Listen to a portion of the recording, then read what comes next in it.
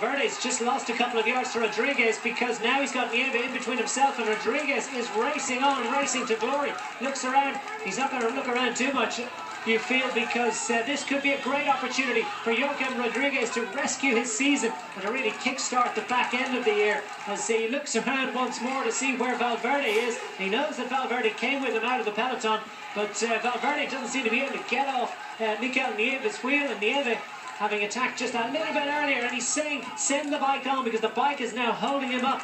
I'll be looking for the advantage of it when they get to the flat road a little later on, but Rodriguez wants a clear road between himself and the summit of this climb, and Nieve just about managing to keep himself and Alejandro Valverde in contention. If they stay this distance behind Joaquim Rodriguez by the top of the hill, it could be a three-way fight for the finish. But this, it would appear, is the riders that are going to contest victory. Am I speaking too soon, as Valverde has saved a little bit for the top of the hill? He goes around Nieve, opens up an advantage.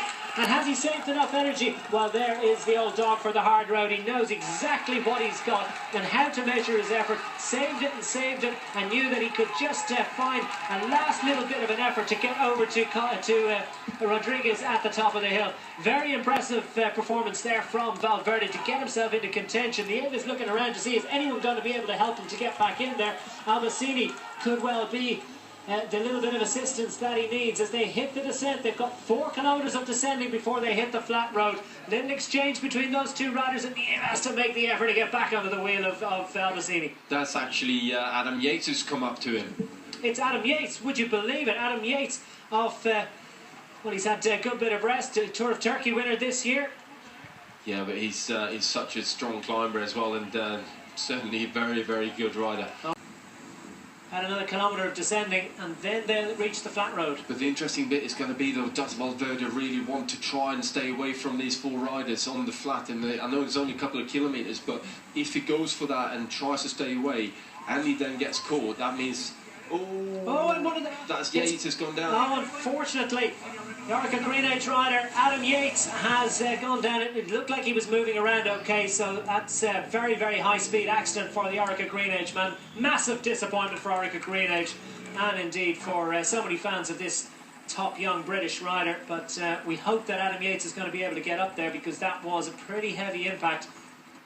Meanwhile, back with the action and onto the flat road.